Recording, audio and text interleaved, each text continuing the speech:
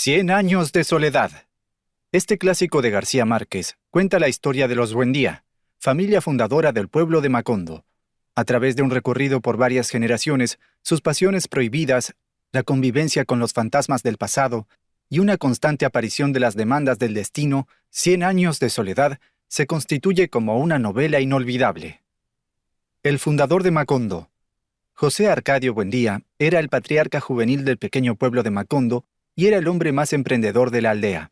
En su juventud, había guiado a sus hombres con sus familias a través de la sierra, buscando una salida al mar, pero al cabo de 26 meses, desistieron de la empresa y fundaron Macondo para no tener que emprender el camino de regreso. Allí, dio instrucciones para la siembra y consejos para la crianza de niños y animales. Además, colaboraba con todos, aún en el trabajo físico, para la buena marcha de la comunidad. En pocos años, Macondo ya era una aldea ordenada y pacífica de 300 habitantes, donde nadie era mayor de 30 años y donde nadie había muerto. Aquel espíritu de iniciativa social desapareció al poco tiempo, arrastrado por el afán inventor que se presentaba en cada elemento nuevo que traían los gitanos que pasaban por Macondo cada marzo. Frente a cada herramienta nueva, José Arcadio imaginaba infinitas posibilidades de uso para el bien del pueblo y deambulaba hablando solo mientras pensaba. Todos, incluso su esposa Úrsula, creían que había enloquecido, pero también todos lo siguieron cuando les pidió ayuda para emprender la búsqueda de un camino que pusiera a Macondo en contacto directo con los grandes inventos. En ese mismo viaje encontraron un mejor territorio, y José Arcadio ordenó la mudanza de Macondo. «Uno no es de ninguna parte mientras no tenga un muerto bajo la tierra», dijo a su esposa. El paso del tiempo y todos los fantasmas que inundaban su mente hicieron que José Arcadio Buendía sucumbiera a la locura y perdiera su humanidad, obligando a su familia a mantenerlo por muchos años atado en su patio, bajo la sombra de un castaño. Años después, Aureliano, desde la distancia, escribió una carta a Úrsula donde le pedía que cuidase a su padre porque iba a morir. Sin dudar de las palabras de su hijo, se dispuso a llevar a José Arcadio Buendía a su habitación. Curiosamente, por las noches él regresaba a su lugar bajo el castaño, no por voluntad, sino por la costumbre de su cuerpo. Al cabo de unos días, lo encontraron sin vida en su cuarto, y ese día hubo una llovizna de pequeñas flores amarillas que cubrieron todo el suelo del pueblo. José Arcadio. José Arcadio, el mayor de los hijos de José Arcadio y Úrsula, había nacido en el viaje hacia la primera fundación de Macondo y tenía 14 años cuando sucedió la mudanza del pueblo. Aunque llevaba el mismo carácter voluntarioso de su padre y su fortaleza física, era evidente que carecía de imaginación. Con el pasar de los años, tuvo un hijo producto de un romance con Pilar Ternera, la mujer que leía las cartas para predecir el futuro en el pueblo. José Arcadio se fue del pueblo siguiendo a un grupo de gitanos y nunca se enteró de que Arcadio Buendía era su hijo, ni su hijo supo que él era su padre. Varios años después, regresó al pueblo convertido en un hombre de una contextura física abismal, y a pesar de la desaprobación de Úrsula, se casó con Rebeca, a quien sus padres habían adoptado como hija, pero que no era su hermana de sangre. A pesar de que nadie lo supo, fue la misma Rebeca quien un día le disparó en su cuarto, matándolo. Aureliano Buendía. Aureliano fue el primer ser humano que nació en Macondo. Era silencioso y retraído. Había llorado en el vientre de su madre y nació con los ojos abiertos.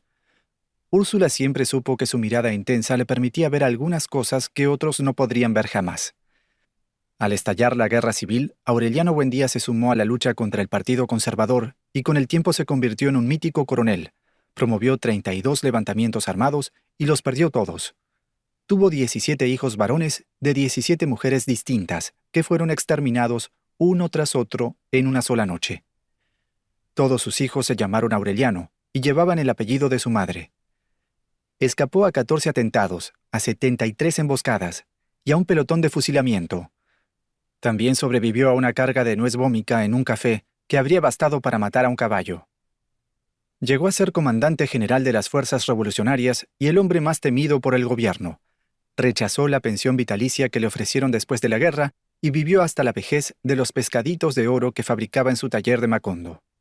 Arcadio Buendía. Aunque lo ignoraba, era hijo de José Arcadio y Pilar Ternera. Creció bajo el cuidado de Úrsula y Aureliano.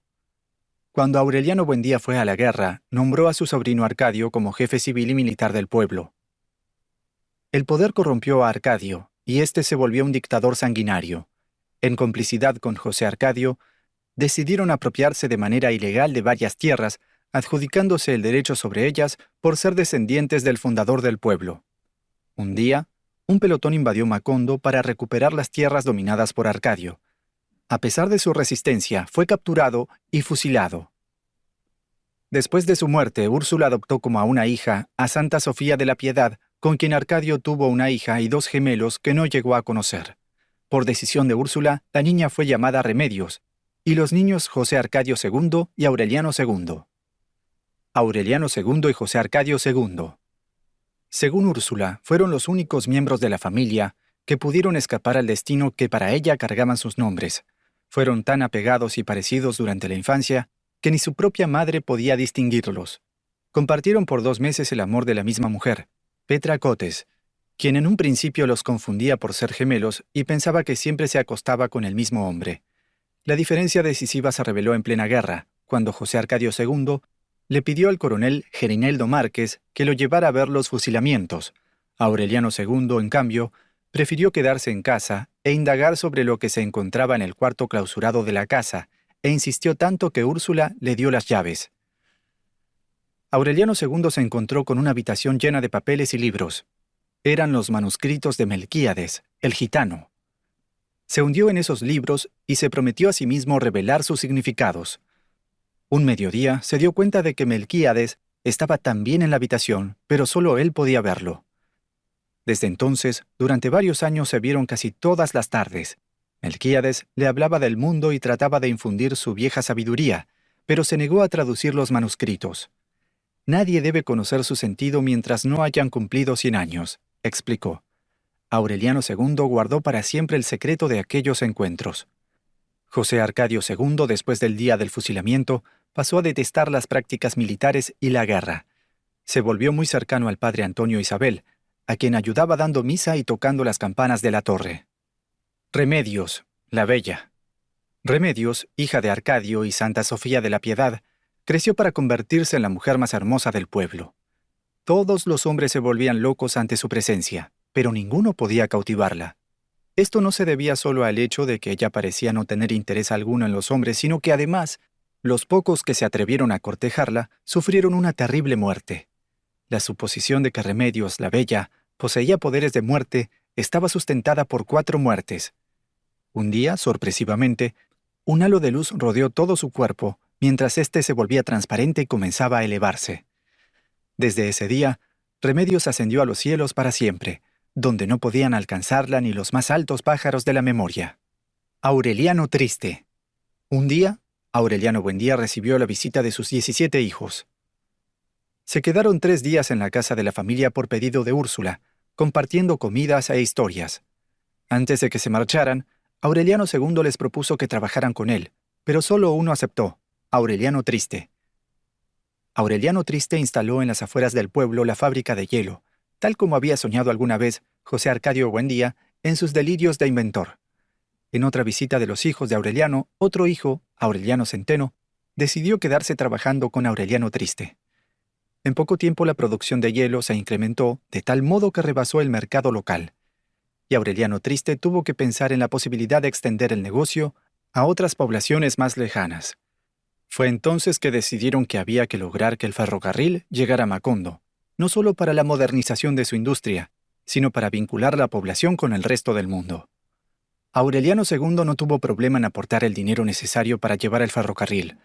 Aureliano Triste partió con el dinero y no hubo noticias por varios meses. Una vez que pasaron las lluvias y el verano, regresó. En ese momento la población fue estremecida por el sonido de un silbato de resonancias pavorosas. Las semanas precedentes se había visto a las cuadrillas tender durmientes y rieles, y nadie les había prestado atención porque pensaron que era un nuevo artificio de los gitanos que volvían con su montón de artefactos novedosos.